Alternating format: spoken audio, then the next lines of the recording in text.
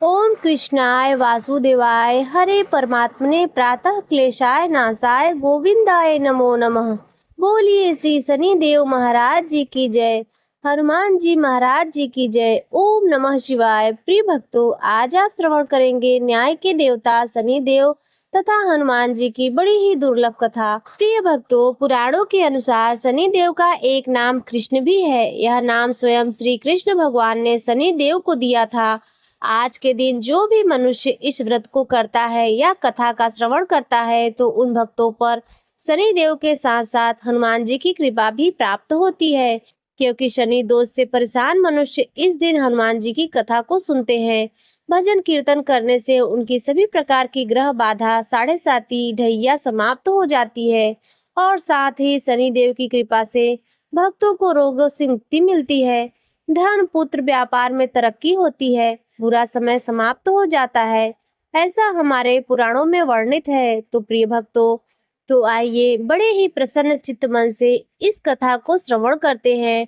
दुख दरिद्र को दूर करने वाली शनि की कथा। किसी गांव में एक बहुत ही विद्वान ब्राह्मण रहा करता था। एक दिन रात्रि में उसने सपने में देखा कि एक नीला वस्त्र पहने हुए बहुत ही दिव्य पुरुष उसे कह रहा है कि हे ब्राह्मण देवता, मैं तुझे लगूंगा। अब देखिए, यह सपना उस ब्राह्मण को रोज दिखाई देता।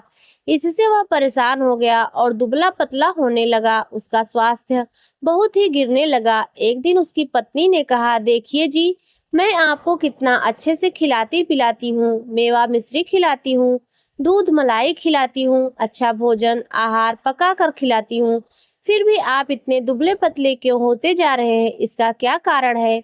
प्रिय भक्तों, उस ब्राह्मण ने अपनी पत्नी से अपना सारा हाल बताया कि मेरे सपने में एक नीले कपड़े पहने हुए बहुत ही दिव्य पुरुष आते हैं। वे मुझे कहते हैं, हे ब्राह्मण, मैं तुझे लगूंगा। अब यही सोचकर मुझे भूख प्यास नहीं लगती, मैं दुबला होता जा रहा हूँ।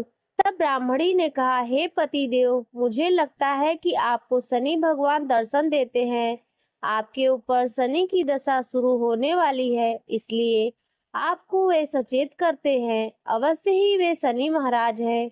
आपकी बार जब दिखेंगे तो आप उनसे कहिएगा, आप मुझे सिर्फ सवा पहर ही लगिए। प्रिय भक्तों, उसी दिन जब रात्रि होती है तो ब्राह्मण फिर से सोता है और उसके सपने में शनि भगवान दर्शन देते हैं और कहते हैं, हे ब्राह्मण, आज मैं तुझे लगूंगा। तब ब्राह्मण ने कहा, हे भगवान, यदि आप लगना ही चाहते हैं तो लग जाइए, लेकिन यह बताइए भगवान, आप कितने दिनों के लिए लगोगे? तब शनि देव ने कहा, हे ब्राह्मण, तुम्हारे ऊपर साढ़े साती शुरू होने वाली है, मैं तुम पर 7 साल के लिए लगूंगा। तब ब्राह्मण ने कहा, क्षमा करो भगवान, इतना भारी तो मुझसे झेला नहीं जाएगा, 7 साल बहुत है भगवान। तब शनि देव बोले, अच्छा 5 वर्ष के लिए लगूंगा। तब ब्राह्मण ने कहा, शनि महाराज, यह भी मेरे लिए ज्यादा है। शनि भगवान बोले, तो ठीक है, 2.5 साल का लग जाऊं। ब्राह्मण ने फिर मना कर दिया। तब शनिदेव कहने लग, सवा पहर का लगूंगा तो ठीक रहेगा। प्रिय भक्तों, उसे सवा पहर की शनि की दशा लग गई। ब्राह्मण नींद से उठते ही अपनी पत्नी से कहा, देखो, मेरे सवा पहर की शनि की दशा लगी है, सो मैं जंगल जाकर समय बिताऊंगा। तुम मेरे खाने पीने का सारा सामान बांध दो और मेरे पीछे किसी से लड़ना मत। घर में बैठी रहना, बच्चों को भी कहीं जाने मत देना और इस समय किसी को गाली भी मत सुनाना। ऐसा कहकर ब्राह्मण अपने घर से जंगल की ओर चल दिया। जंगल में ब्राह्मण एक पीपल के पेड़ के नीचे बैठ गया और हनुमान जी का पाठ करने लगा। एक पहर बीत गया तो ब्राह्मण ने सोचा, बाकी का समय तो रास्ते में ही बीत जाएगा। सो वह वहां से चल दिया और रास्ते में चलते हुए उसे एक सब्जी मंडी दिखाई दी। उसने सब्जी मंडी में से एक बड़ा सा कद्दू खरीद लिया। कद्दू खरीद के अपने चादर में लपेट करके वहां से चल देता है। तभी रास्ते में शनि महाराज एक साधु का भेष बदलकर उसके पास आते हैं और कहते हैं, तुम्हारे चादर में क्या है? ब्राह्मण ने कहा, हे साधु महाराज, मेरे इस चादर में तो कद्दू है। साधु ने कहा, अच्छा कद्दू है तो दिखाओ। तब ब्राह्मण ने अपना चादर दिखाया तो आश्चर्य, उसमें उस राज्य के राजा के बेटे का कटा हुआ सर था। यह देखते ही साधु महाराज, जो शनि देव थे, उस ब्राह्मण को लेकर राज दरबार में पहुंच गए और राजा से कहने लगे, महाराज यह देखिए, यह दुष्ट दुराचारी आपके पुत्र का हत्या करके उसके सर को काट कर अपने चादर में लेकर घूम रहा था, इसे आप दंड दीजिए।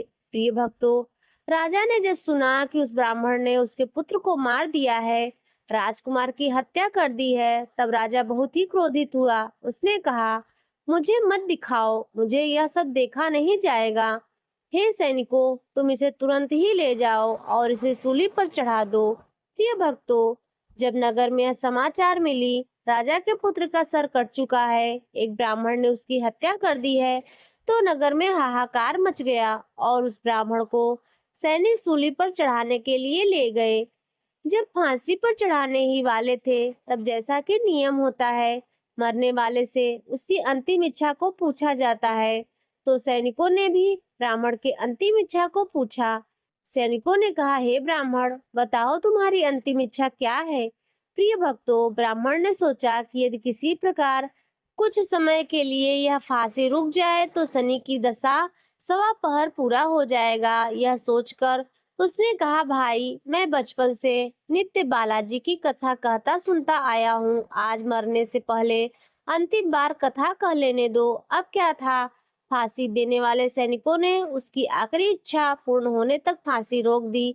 कहानी कहते कहते सवा पहर पूरा हो गया, शनि की दशा खत्म हो गई। अब इधर देखिए, राजा का जो पुत्र था राजकुमार, वह जंगल से शिकार खेलकर वापस राजमहल में आ गया।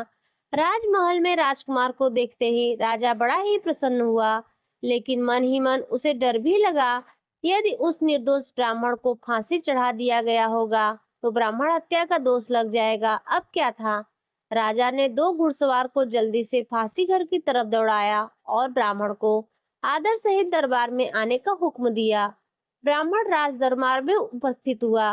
राजा ने क्षमा याचना मांगते हुए कहा, आपके बगल में जो चादर है उसे खोलकर दिखाओ। राजा ने आज्ञा के अनुसार ब्राह्मण ने चादर खोली तो उसमें कद्दू था।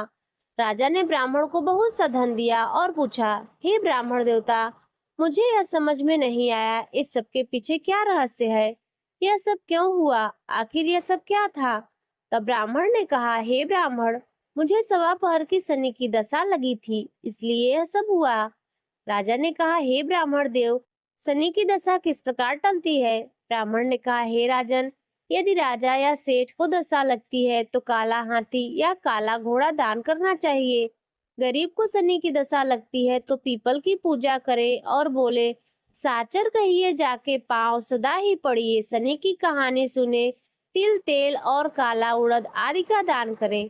काले कुत्ते को तेल चुपड़ी रोटी खिलाएं तो शनि की दशा उतर जाएगी। अब देखिए, राजा ने उस ब्राह्मण को कद्दू वापस कर दिया। अब घर आकर ब्राह्मण ने कद्दू अपनी पत्नी को दिया। जब उसकी पत्नी ने सब्जी बनाने के लिए उस कद्दू को काटा तो उसके बीजों की जगह हीरे मोती निकलने लगे। ब्राह्मणी ने पूछा, हे पतिदेव, यह सब क्या है, इसमें से हीरे मोती कैसे निकल रहे हैं, इसे कहाँ से लाए हैं आप।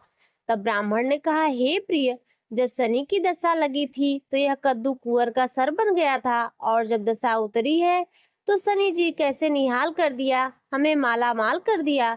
हे शनि देवता, जैसे ब्राह्मण को शनि की दशा लगी, वैसे किसी को शनि की दशा ना लगे। जैसे ब्राह्मण को धन दौलत मिला, वैसे सबको धन दौलत मिले। कथा कहानी कहते सुनते हुकारा भरते सबको मिले। शनि देव ने ध्याऊ मन इच्छित फल पाऊं। जय शनि देव, हे शनि देव, जय शनि देव। ओम नमः शिवाय। प्रिय भक्तों, अब आइए श्रवण करते हैं शनि देव की दूसरी कथा। यह कथा सुनने से भक्तों को मनवांछित फल की प्राप्ति होती है। नर्मदा नदी के किनारे एक गांव में बहुत बड़े साहूकार का परिवार निवास करता था।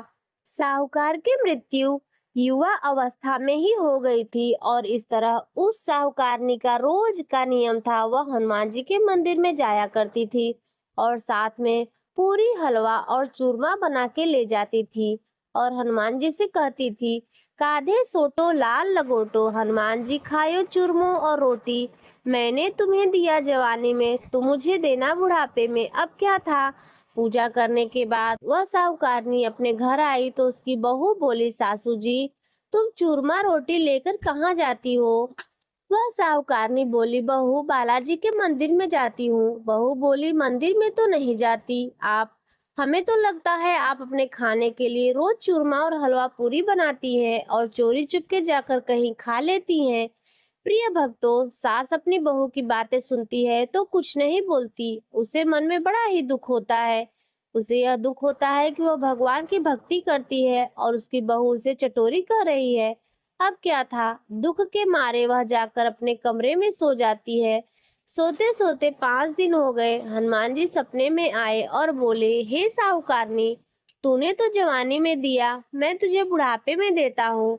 साहूकारनी बोली, हे हनुमान जी, आज तो आप मुझे खाने के लिए दे देंगे, लेकिन रोज कौन देगा?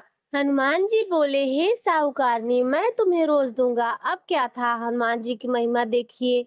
उन्होंने साहूकारनी को खाने के लिए चूरमा रोटी हलवा पूरी दिया।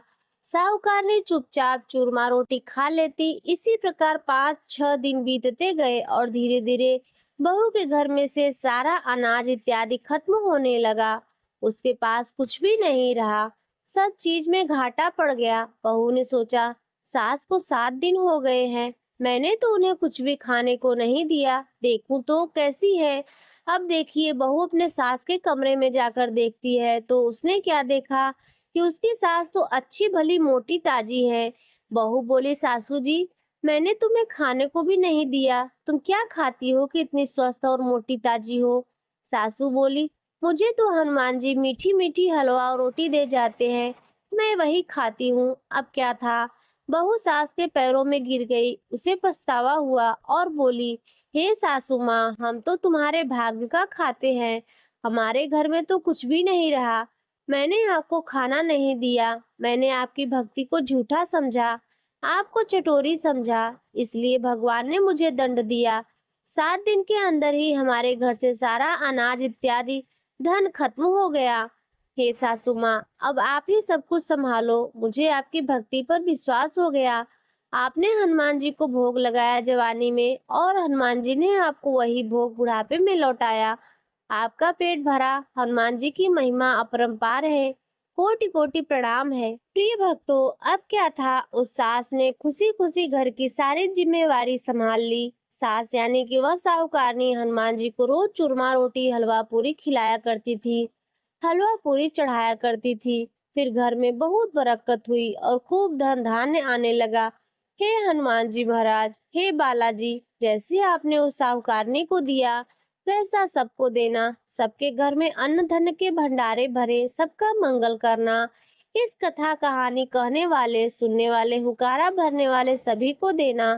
बजरंग बली हनुमान जी की जय। ओम नमः शिवाय। तो प्रिय भक्तों, आज की कथा यदि आपको अच्छी लगी हो तो वीडियो को लाइक कर दीजिए, चैनल पर पहली बार आए हो तो सब्सक्राइब कर दीजिए और कमेंट में शनि देव महाराज और हनुमान जी भगवान का जयकारा अवश्य लगाएं।